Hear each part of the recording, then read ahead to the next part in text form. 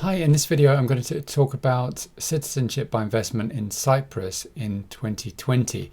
And the reason this is quite important now is that with Brexit approaching, there's a short time period within which you can secure citizenship by investment in Cyprus and then secure pre-settled status in the UK. That's only available to EU citizens, but after the end of the year, a free movement will come to an end for EU citizens, and that will no longer be possible. Now, the reason this is interesting now, and I've prepared this infographic, which I'll go through in some detail in a minute, is that Cyprus has now taken the approach that it will decide all applications for citizenship by investment within 6 months. Now, there's been a backlog of applications, about 600 applications, which haven't been determined in 6 months. But with the advent of the corona crisis, that has sharpened minds in Cyprus, and they're very keen now on attracting foreign direct investment and on this program operating effectively. So that means that if you were to lodge your application now, then your application would be determined and you'd be able to secure a Cypriot passport. Again, I'll come onto that in a moment, in October or November of 2020, which would mean that you would then be an EU citizen and you could then come to the UK and apply for pre-settled status. What that would mean is you'd have your Cypriot passport and be an EU citizen, but you'd then be able to stay in the UK for most of the time, for 6 months per year for the following 5 years, and secure a British passport. So you would then have a British passport. You have to stay an extra year. You'd actually only get the passport at year 6 and naturalise as a British citizen at year 6. But you'd then be in a position where you'd have a Cypriot passport and a British passport.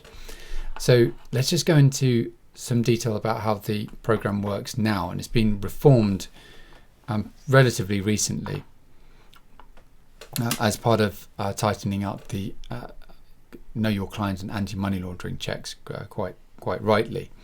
So you can see here at the beginning of the process that you have to apply for a Schengen visa. So that was just introduced on the 15th of May of this year, and that's just part of the due diligence process. So because Cyprus isn't part of the Schengen zone, this process of applying for a Schengen visa means that from Cyprus's perspective, a Schengen country has signed off on you as a visa applicant. So you've passed that test, and so that's an initial step that takes a couple of weeks to process and secure. And then you would visit Cyprus and select your a property or number of properties of at least 2 million in value, 2 million euros, and you would travel on your Schengen visa, typically from Dubai, depending on your nationality and where you're traveling from. Now, as you can see in this diagram, there's basically two processes. You secure permanent residence first, and then you only secure citizenship after 6 months. And that's because you need to have maintained permanent residence for at least 6 months. So in order to apply for citizenship, you first need the permanent residence permit. And to get this, you don't need to be physically resident. So you can come into Cyprus, select your property or properties for investment, and then leave. Now, at the same time that you apply for permanent residence, you'll be applying for citizenship, and then permanent residence is granted, and the investment is made in short succession. So the investment has to be structured in a certain way, and the total amount is 2,150,000 euros, of which 150,000 is non-refundable. But the 2 million euros is an investment by you in property, and after a period of time, you can actually you have an exit strategy, and you can sell your investment as long as you maintain at least 500,000 euros invested, and that must be invested indefinitely for life. But the 1.5 million euros part of the investment can be sold after 5 years. And not only that, but it can be monetized. So if you were to structure the investment as is typical, with one property at 500,000 and another property or properties at 1.5 million, then either or both can be rented out through that period, and then you can divest yourself of the 1.5 million. And in recent years, up until the corona crisis, the property prices have increased between 4 and 6% per annum in Cyprus. So you may be in a position where you have a return on investment, both in the form of capital and in terms of rent, but you must maintain that 500,000 investment at least that level for life thereafter. And one of the other attractive features of the program is that you can bring in children up to the age of 28 who are dependent on you. So financial dependence would have to be demonstrated. And you can also bring, as the main applicant, your parents. That requires an additional 500,000 of investment. So that needs to be taken into account at the beginning. But there's no other program that allows you to bring in your parents in this way for citizenship by investment. Now, one of the interesting points about the citizenship by investment program for Cyprus is that your children secure citizenship, and they can pass on that citizenship to their children. So it's a generational strategy that you can take when you approach this. So what's the difference between, and what's the advantage of applying for Cyprus versus the UK? Well, the UK, like many other European jurisdictions, doesn't have a direct citizenship by investment program. It has a residency by investment program. So if you apply under the 2 million, again, the threshold is 2 million program for the UK, then you invest into shares rather than property. And investing into shares rather than property at the moment may not be as attractive for people, because the share prices are fluctuating and the stock market has been going down quite severely recently. Now, under the Tier 1 investment rules, you no longer have to maintain your investment at 2 million. So you wouldn't have to carry on putting in money, but you'd have to maintain at least the original investment that was put in at least at the level to which it's dropped. Now, if you sell shares after it's dropped, then you'd need to reinvest at the same sum, but it doesn't need to be maintained at the threshold if it falls below that level. But nonetheless, as an investment proposition, a lot of people are more comfortable with property in the current climate, and that's one reason why applying via Cyprus and then securing pre-settled status in the UK might be attractive. And again, you'd end up in a position where you had both EU citizenship and British citizenship. You'd have be an EU citizen, you'd have a passport for Cyprus and a passport for the UK. And bear in mind, EU citizenship is additional to your member state nationality. So you effectively have three citizenships rather than one, which you'd have if you apply for the UK. So for those for whom this is affordable, and definitely for people who are considering investing under the Tier 1 investor program, you would definitely want to give consideration now to Cyprus as an alternative. So I've been through the infographic with you. I'm just going to show you some parts of a blog post that I've just completed. and just some other important points. So in terms of the requirements for the Cyprus program, you need to have a clean criminal record, and there's no language requirement. And to that extent, it's the same as the UK.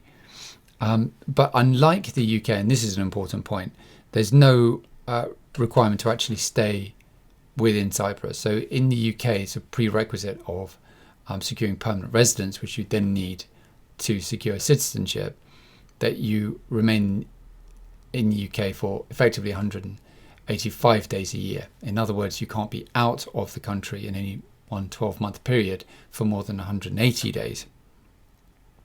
The other difference is in terms of dependents. For the UK, you can only bring dependents up to the age of 18, whereas in Cyprus it's 28. And for the UK, there's no way of bringing your parents in, and it's very difficult, if not impossible, to bring in dependent parents, even if there's compelling health grounds. The case law is very, very tough on that, but that is possible in Cyprus, and that would result in citizenship for them as well. Now, in terms of family, let me just zoom in on this point. I've covered that point. Yeah, in terms of taxes, this is an interesting point, because in the UK, we have the resident non-domicile tax regime, which is very favourable. But they have an equivalent regime in Cyprus, which was introduced in 2015, that to the effect that if you're non-domiciled, then in terms of personal tax, you can be exempt, and there's no inheritance tax, and corporation tax is lower than in the UK at 12.5%. In terms of the relationship with the UK, that's interesting because of